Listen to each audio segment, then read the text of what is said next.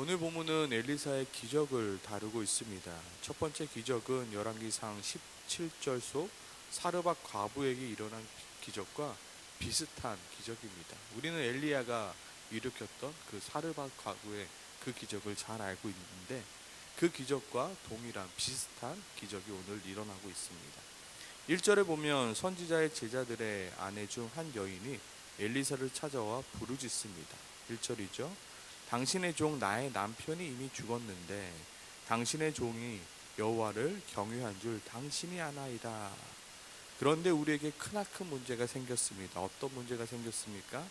이제 빚 준 사람이 와서 나와 두 아이를 데려다가 그 종으로 삼고자 하나이다. 이 문제로 도대체 어떻게 하면 좋겠습니까? 지금 이야기하고 있습니다. 지금 이 여인이 살았던 시대는 어떠한 시대입니까? 하나님을 경외했던 자들이 존경받던 시대가 아니라 바로 하나님을 존경하던 그 사람들은 멸시와 천대를 받았던 그 시대입니다. 누가 존경을 받았나요? 바알의 선지자들이, 우상의 선지자들이 더 존경을 받았던 시대였습니다. 그럼에도 불구하고 지금 이 아내와 그 남편은 어떠한 자였습니까? 하나님을 경외하였다라는 이야기를 합니다. 하지만 그 가정에 안 좋은 일이 일어나고 남편마저 먼저 세상을 떠나게 되었고 그 가정이 빛으로 말미암아 두 아이마저 지금 종으로 팔려나간 신세입니다. 그때 엘리사가 그 여인에게 이렇게 묻습니다. 내가 너를 위하여 어떻게 하리야? 내 집에 무엇이 있는지 내게 말하라. 그러자 그 여인은 대답합니다. 계집종의 집에 기름 한 그릇 외에는 아무것도 없습니다. 여기서 이 여인은 자신을 가리켜 계집종이라 말하고 있습니다. 이 표현은 말 그대로 나는 당신의 노예입니다. 나는 노예입니다. 나를 가장 낮춰서 부르는 표현입니다. 이 여인은 말하고 있습니다. 나는 아무것도 없습니다. 내가 지금 가지고 있는 것이라곤 아무것도 없습니다. 다만 있는 것이라곤 기름 한 그릇 외에는 아무것도 없습니다. 바알을 섬기고 있던 그 시대 가운데 지금 이 여인은 끝까지 하나님을 경외하는 자의 편에 서기 위하여 노력했던 것입니다.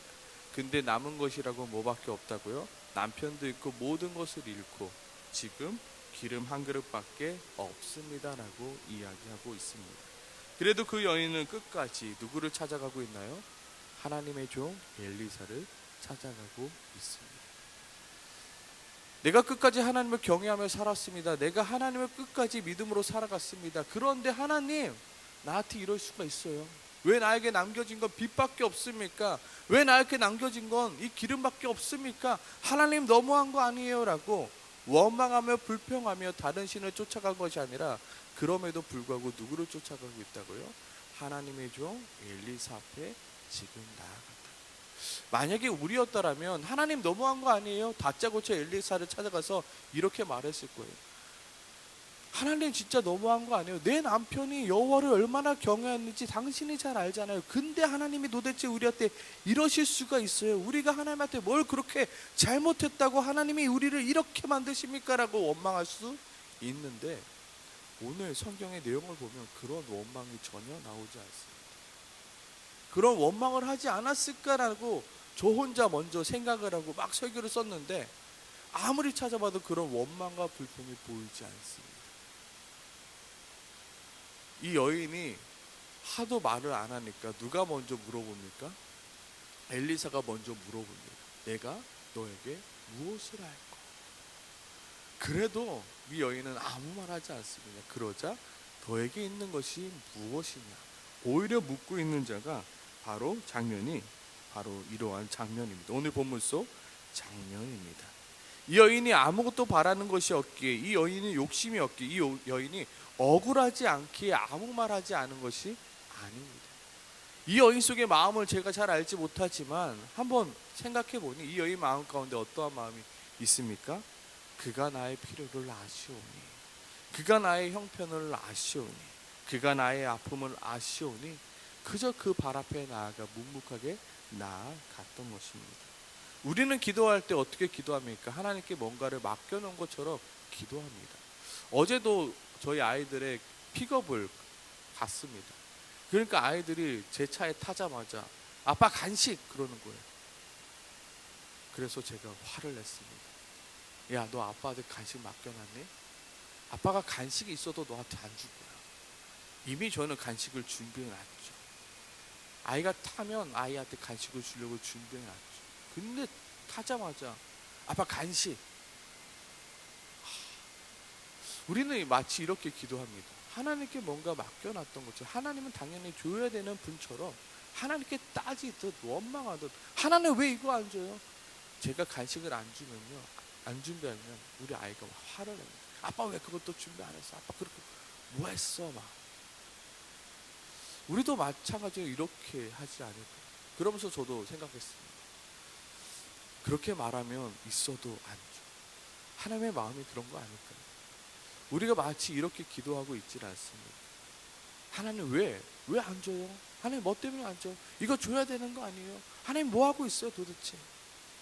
우리는 좀 이 여인처럼 하나님이 아시오니, 나의 필요를 아시오니, 나의 아픔을 아시오니 하나님 앞에 나아가서 내 사정을 말하는 것입니다. 하나님, 나 이렇습니다. 나 어떻게 하죠?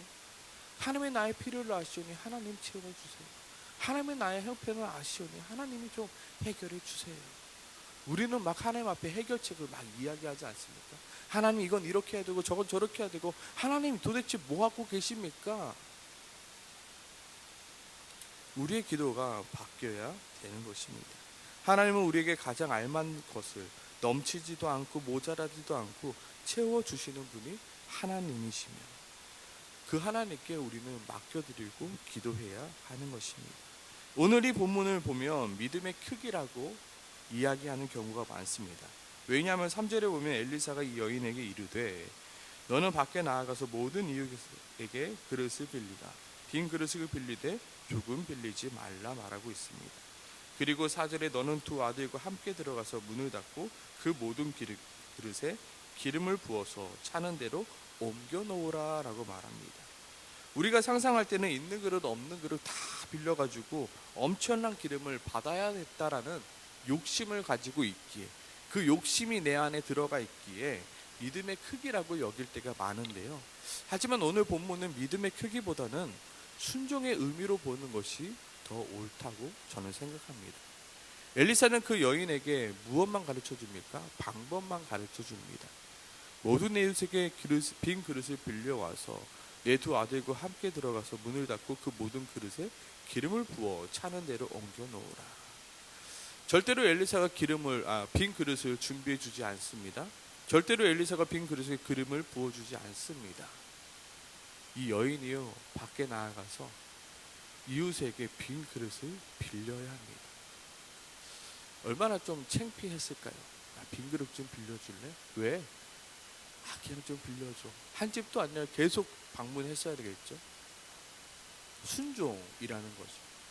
그리고 문을 닫고 두 아들과 정말로 이게 될까? 일단 빌리긴 했는데 어떤 마음이었을까? 순종하는 마음으로 그 기름을 부었더니 그 기름에 빈 그릇에 기름이 찼던 것입니다.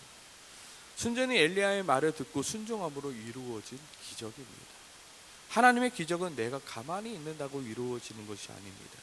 하나님의 기적은 내가 직접 밖에 나가 이웃에게 빈 그릇을 구해야 되며, 내가 직접 나의 자녀와 함께 문을 닫고 모든 그릇에 기름을 부어야 할 때 일어나는 것입니다. 내가 행동하지 아니하면 아무런 기적도 일어나지 않습니다. 하나님께서 나에게 말씀하신 그 말씀에 내가 순종함으로 행동할 때 기적은 일어나는 것입니다.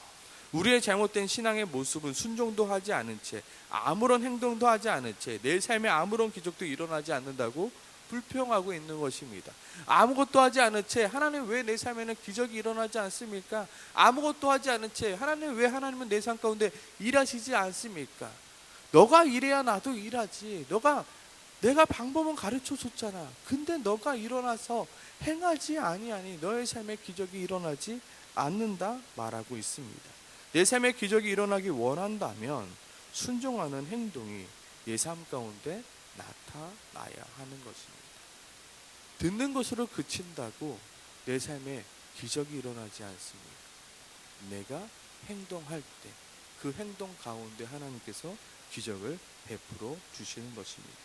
그렇게 5절 여인이 물러가서 그 두 아들과 함께 문을 닫은 후 빈 그릇에 기름병을 부었고 자신이 준비한 그릇에 기름이 가득 차게 되었습니다. 그 사실을 엘리사에게 이야기하자 엘리사는 그 여인에게 7절 너는 가서 기름을 팔아 빚을 갚고 남은 것으로 너와 내 두 아들이 생활하라 이야기해 주므로 오늘 본문 속 이 첫 번째 기적은 끝이 나게 됩니다. 그리고 바로 이어서 8절과 17절 두 번째 기적의 이야기가 나오는데요. 이번 기적의 내용은 1절과 17절에 등장하는 여인과는 조금 다른 상황에 놓인 여인입니다. 8절에 보면 어떤 여인인가 한번 이야기하고 있습니다. 하루는 엘리사가 수넴에 이르렀더니 거기에 한 귀한 여인이 그를 관건하여 음식을 먹게 하였으므로 엘리사가 그곳을 지날 때마다 음식을 먹으러 그리로 들어갔더라. 엘리사가 수넴이란 지역을 방문할 때마다 방문했던 집이었다 말합니다. 이는 엘리사가 처음 방문한 것이 아니라 그곳을 지날 때마다 음식을 먹으러 방문했던 곳이라 말합니다. 그 이유는 그 여인이 엘리사가 하나님의 사람인 것을 알았기에 그의 남편과 상의하고 그를 매번 초대하였던 것입니다. 혹시나 그 여인이 혹시 엘리사에게 뭔가를 원하는가 하고 엘리사가 그 여인에게 살포시 물어봅니다. 13절 하반부죠. 내가 이같이 우리를 위하여 세심한 배려를 하는도다. 내가 너를 위하여 무엇을 하랴? 왕에게나 사령관에게 무엇을 구해 줄까라고 물어봅니다. 그러나 수넴 여인은 엘리사에게 무언가를 바래서 섬김이 아니었기에 나는 내 백성 중에 거주하나이다. 따로 왕에게나 사령관에게 무엇을 구할 필요 없음을 밝히고 있습니다. 마찬가지죠. 아까 전에 그 여인과 뭘 바라고 하나님 앞에 나온 것이 아닙니다. 그저 내가 할 도리를 하고 있는 것입니다. 내가 섬길 것을 행하는 것입니다. 그러자 엘리사는 고민합니다. 자신에게 이러한 세심한 배려를 해준 이 여인에게 무엇을 해줄 수 있을까? 그래서 자신의 사원 게하사에게 그를 위하여 무엇을 하여야 할고 물어보았고 게하사는 참으로 이 여인이 아들이었고 그의 남편은 늙었나이다 라고 대답하자 엘리사는 수넴 여인을 불러 한 해가 지나 이때쯤에 내가 아들을 낳으리라 라고 이야기해 줍니다. 물론 수넴 여인 또한 그 이야기를 듣고 깜짝 놀랐지만 엘리사가 말한 대로 한 해가 지난 후 그 여인에게 아들이 태어나게 되었습니다. 오늘 이 이야기를 쭉 읽으면서 이야기에 공통점이 있습니다. 물론 엘리사의 기적이라는 공통점이 있지만 이 엘리사의 기적을 경험한 이 사람들은 어떠한 자들이냐면 바로 바알에 무릎 꿇지 않았던 자들임을 우리는 확인할 수 있습니다. 이 시대는 어떤 시대라고요? 아합 시대입니다. 그래서 바알을 숭배하는 자들이 우리가 잘 알지 않습니까? 그 엘리사와 450명의 그 바알의 선지자들이 싸웠던 그 시대. 엘리야가 이겼음에도 불구하고 그 이세벨이 엘리야를 쳐 죽이려 했을 때를 우리는 알고 있습니다. 그때 하나님께서 뭐라고 말씀하십니까? 낙심한 엘리야를 향하여 뭐라고 말씀하십니까? 그러나 내가 이스라엘 가운데 7,000명을 남겨두리니 다 바알에 무릎 꿇지 아니하고 다 바알에 입맞추지 아니한지라. 하나님, 지금 바알을 숭배하는 자들밖에 없습니다. 하나님을 믿는 자가 아무도 없습니다. 어떡합니까 하나님? 하고 원망하며 낙심하고 있을 때 아니다. 아직까지 내가 이스라엘 가운데 7,000명을 남겨두리라. 내가 바알에 무릎 꿇지 않고 바알에 입맞추지 않은 자를 내가 남겨두었다. 하나님 어디 있습니까? 그들은 내 눈 속에 보이지 않습니다. 그것을 바라봤던 엘리사 또한 마찬가지죠. 그러나 하나님께서 오늘 보여주고 계신 겁니다. 곳곳에 아직 바알에 무릎 꿇지 않은 자, 내 남편이 여호와를 경외하는 자가 아니었습니까? 나도 그 남편을 따라 하나님을 경외하기에 당신을 찾아왔습니다. 그리고 오늘 본문 속 어떤 여인입니까? 당신이 하나님의 사람이라는 것을 내가 알기에 내가 당신을 위하여 대접하나이다. 여전히 바알을 우상을 숭배하는 자들이 득세하는 그 시대 가운데 여전히 하나님을 위하여 살아가는 자들이 있음을 엘리사에게 보여주고 있는 장면입니다. 그것도 누구입니까? 연약한 여자의 신분으로 말입니다.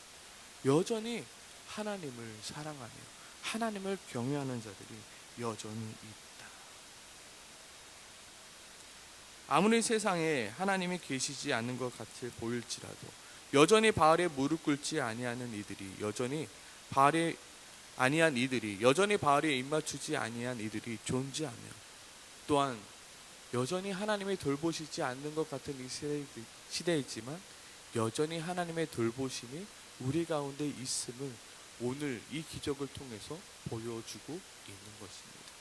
하나님은 눈에 보이지 않습니다. 하지만 하나님의 돌보심은 여전히 우리와 함께하고 계십니다. 여전히 바알이 득세합니다. 여전히 하나님이 없는 것 같이 보여지지만 그것 가운데 하나님의 기적은 여전히 일어나고 있음을, 그리고 하나님을 믿는 자가 여전히 없어 보이지만 여전히 하나님께서 남겨준 자들이 여전히 있음을 오늘 이 엘리사의 기적을 통하여 우리에게 보여주고 있는 것입니다. 오늘 이 새벽에 우리는 어떻게 기도해야 될까요? 하나님, 나도 이들처럼 바알에 무릎 꿇지 않은 자로 살아가게 도와 주시옵소서. 여전히 내가 그 믿음을 잃지 않고 하나님 앞에 나아갈 수 있는 자가 되게 도와 주시옵소서.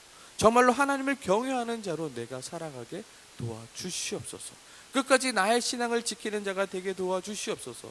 그리고 나의 삶을 통해 이들처럼 하나님이 살아계심을 증명해 보이는 우리가 되게 도와주시옵소서. 저는 그 과부가 그릇에 기름을 받은 다음에 그 값을 팔았다고 했잖아요. 저는 그 과부가 자신만을 위해서 사용하지 않았을 거라 저는 생각이 들더라고요. 그 빈 그릇을 돌려줘야 될 거 아니에요. 그렇죠?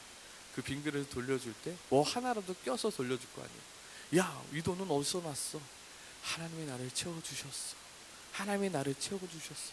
그 빈 그릇을 빌려왔던 그 집집마다 그 빈 그릇을 돌려줄 때 그들은 하나님을 함께 찬양하지 않았습니다. 그 한 사람을 통해서 역시 하나님은 살아계시는구나. 역시 하나님은 우리를 버리지 않았구나. 역시 내가 바알에 불 끓지 않기를 잘했구나라고 함께 찬양하고 기뻐하지 않았습니다. 우리의 역할이 바로 그러한 역할입니다. 하나님, 나를 통하여 하나님의 기적이 드러나게 도와주시고 나를 통하여 하나님을 찬양하는 자들이 아버지 나의 삶을 보고 아버지 나의 이웃이 하나님을 함께 찬양하는 그 귀한 사역에 나를 사용하여 달라고 오늘 이 새벽에 함께 같이 기도하며 나가길 소망합니다. 함께 기도하겠습니다.